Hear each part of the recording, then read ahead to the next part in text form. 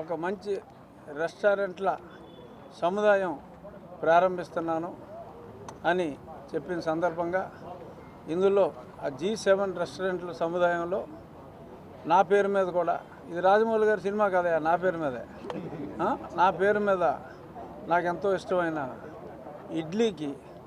ఇడ్లీ రెస్టారెంట్కి నా పేరు మీద ప్రారంభించిన సందర్భంగా ఓవరాల్గా మన అరణ్య శ్రీనివాస్ గారు, రత్నం గారు, పెద్దలు లోకల్ జనసేన ప్రముఖ నాయకులు హరిప్రసాద్ గారు, మా తెలుగుదేశం నాయకులు రమణ గారు, మాజీ టీటీడీ మెంబర్, ఇంకా అందరూ మిత్రులు అందరూ కలిసి ఈరోజు నేను కూడా ఈ సందర్భంగా ప్లస్ ప్రభుత్వం మరి ఎన్నో 4.5 సంవత్సరాలుగా కలలు కన్నా నాకు ఈ ప్రభుత్వం మారిపోవటం, అంటే గతంలో నేను నామినేషన్ వేసిన వెంటనే తిరుపతికి వచ్చా, ఆ తర్వాత ఎలక్షన్ అయిన వెంటనే వచ్చా, మళ్ళీ ఈరోజు అత్యద్భుతమైన విజయం అందిన తర్వాత కూడా మళ్ళీ వచ్చి ఆ సందర్భంగా ఈ అకేషన్లో కూడా పాల్గొనటం నాకు చాలా సంతోషంగా ఉంది. సో ఈ రెస్టారెంట్లో అన్ని రకాల ఫుడ్స్, అన్ని రెస్టారెంట్స్ బాగా అభివృద్ధి చెందాలని, ఇటువంటి బ్రాంచ్లు ఆయన ఉండేది మెడ్రాస్లో అయినా ఆంధ్రప్రదేశ్లో ఇటువంటి బ్రాంచ్లు మరెన్నో ఉండాలని, ఎస్పెషల్లీ మరి ఇడ్లీకి ఎటువంటి సైడ్ ఎఫెక్ట్స్ లేవు, ఆయిల్ ఉండదు, అంచేత ఇడ్లీ RRR ఇడ్లీ అందరూ బాగా ఆదరించాలని, అంటే రెస్టారెంట్ను కూడా ఆదరించాలని మనస్ఫూర్తిగా కోరుకుంటున్నా. ఇంకా మిగిలిందంతా రెగ్యులర్గా మాట్లాడుకునే రాజకీయమే. మరి రాజకీయం గురించి మాట్లాడాలా అక్కర్లేదా? మీరేమన్నా అడిగితే చెప్పాలా? అడిగితే అడగండి. మరి ఎమ్మెల్సీలతో జగన్మోహన్ రెడ్డి గారు ఎందుకు మీటింగ్ పెట్టుకున్నారు? ఆయన వ్యవస్థనే వద్దనుకున్నారు గతంలో. మరి ఇప్పుడు ఈ ఎమ్మెల్సీ వ్యవస్థను ఇప్పటికైనా మేము గతంలో మార్చాలనుకున్నాం, మార్చలేకపోయాం, మీరైనా సరే తీసేయండి అని చెప్పి చంద్రబాబు నాయుడు గారిని ఒకవేళ ఆయన ఏమన్నా అడిగితే మరి చంద్రబాబు నాయుడు గారు ఏమన్నా కన్సిడర్ చేస్తారేమో నాకు తెలియదు. అడిగితే కన్సిడర్ చేస్తారు, కానీ అడగకుండా మరి గతంలో ఆయనలాగా ఉక్రోషంతో రద్దు చేయాలని అనుకునే వ్యక్తి అయితే మా అగ్రనాయకులు కాదు. కానీ మరి ఆయన రిక్వెస్ట్ చేస్తే బహుశా ఉన్న కన్సిడర్ చేస్తారేమో నాకు తెలియదు.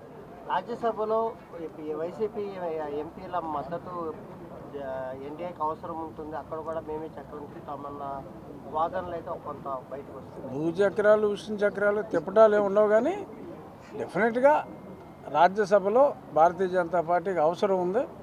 బట్ వాళ్ళ అవసరం ఉండి అడిగినా అడగకపోయినా వీళ్ళ అవసరం కొద్దీ మద్దతు ప్రకటిస్తారు.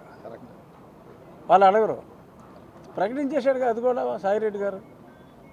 ఎన్డీఏకి అన్ని బిల్స్ మేము మద్దతు ఇస్తామని చెప్పేశారు కదా, ఇంకా చక్రాలు ఏం తిప్పుతాడు ఈయన?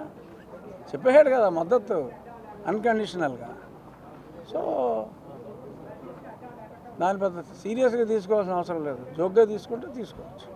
గతంలో అంగన్వాడీలు కానీ లేదంటే ఆశాభర్తలు కానీ వీళ్ళందరూ చాలా ఇబ్బందులు పడ్డ పరిస్థితులు అయితే ఉన్నాయి. ప్రభుత్వ పథకాలు కూడా అందని పరిస్థితుల్లో వాళ్ళని నెట్టేస్తారు, వాళ్ళకి న్యాయం చేసే అవకాశాలు ఉన్నాయి.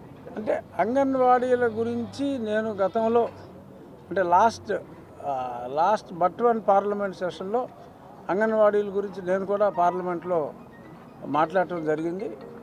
డెఫినెట్గా అంగన్వాడీలకి వాళ్ళకు అందుతున్న జీతాలకు వారు చేస్తున్న సేవలకు డెఫినెట్గా వ్యత్యాసం ఉన్నమాట వాస్తవం. కాస్ట్ ఆఫ్ లివింగ్ ప్రకారం చూసినా ఎలా చూసినా కూడా ఆ వ్యత్యాసం ఉన్నమాట వాస్తవం. ఇప్పుడు చాలా రాష్ట్రాల్లో అంగన్వాడీలకి అది 4,000 కూడా ఇవ్వట్లా. ఇక్కడ 50 సంవత్సరాలు దాటితే పింఛనే 4,000 రూపాయలు ఇస్తున్నారు. సో పింఛన్ 4,000 ఇచ్చినప్పుడు సేవ చేసే వాళ్ళకి ఆఫ్కోర్స్ పింఛన్ ఇవ్వలేరు. అక్కడ కొంత న్యాయం చేసే వెసులుబాటు కంపల్సరీగా ఉండే అవకాశం ఉంటుందని నేను అనుకుంటున్నాను. ఎందుకంటే నేనేమి మంత్రిని కాదు, ఒక ఎమ్మెల్యేని. సో నా పరిధి నాకు ఉంటుంది మాట్లాడటానికి. కానీ ఇంత మంచి ప్రశ్న అడిగినప్పుడు డెఫినెట్గా అది కన్సిడర్ చేసే అవకాశం మంత్రివర్గానికి ఉంటుంది అని మటుకు నేను చెప్పగలను. స్పీకర్ పదవి అని చెప్పి చాలా జరుగుతుంది, ఎంతవరకు మంత్రి అని కూడా చర్చ జరిగింది, అలాగే ఇది జరుగుతుంది. అనుకున్నవేమి జరగవు. అంటే పార్టీ అధినేత మీకు మంచి బాధ్యత ఇస్తే పార్టీ తరఫున ఏ బాధ్యత ఇచ్చినా మేము స్వీకరిస్తాం. కానీ ఎవరికి ఏ బాధ్యత ఇవ్వాలన్నా అది ఆయన వ్యక్తిగతం. సో కాబట్టి నేనైతే ఓపెన్ మైండ్తో ఉన్నా. నాకు బాధ్యత ఎలాగో ఉంది, పని లేకుండా లేను కదా, ఒక ఉండికి ఎమ్మెల్యేను కదా, అక్కడ పనిచేయవలసిన బాధ్యత కూడా ఉంది. సో ఆ బాధ్యత సరిపోతుంది అనుకుంటే ఆ బాధ్యతతో సరిపెట్టుకుంటా. ఇంకా ఎక్స్ట్రా బాధ్యత ఇస్తే ఎంత బాధ్యత ఇచ్చినా చేయగలిగిన సమర్థత నాకుందని నేను అనుకుంటున్నా. బట్ నేను అనుకుంటే సరిపోదు, నువ్వు అనుకుంటే సరిపోదు. సో కాబట్టి ప్రస్తుతానికైతే నేను ఎటువంటి ఆశలు లేవు, ఆశయాలు ఉన్నాయి అంతే. లభించలేదు. నేను కాకుండా ఇంకొక 7గురు ఉన్నారు కదా, ఇంకో 6గురికి ఇస్తారేమో తెలియదు కదా, నాకే ఇస్తారని గ్యారెంటీ. దాడికి సంబంధించి మీరు ఫిర్యాదు చేయని పరిస్థితి అది ఎంతవరకు అప్డేట్ వచ్చింది సార్?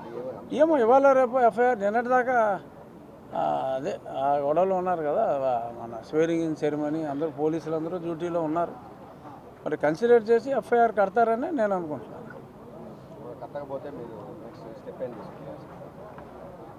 కట్టకపోతే అప్పుడు మాట్లాడుకుందాం బాబు, అన్నీ ముందే ఎందుకు కట్టడం, కడతారని అనుకుంటున్నాను. లేకపోతే లేకపోవచ్చు, ఏమో. రాష్ట్రంలో 125 ఎన్నో కులాలు ఉన్నాయి. ఆ 125 కులాల్లో అన్ని కులాలకి ఇవ్వటం మరి పెద్ద ఆయనకి సాధ్యం కాకపోవచ్చు. మనమేం చేయలేం కదా, డిస్కషన్ అయింది. సో అంచేత ఇవ్వకపోవచ్చు. Thank you. టిఫిన్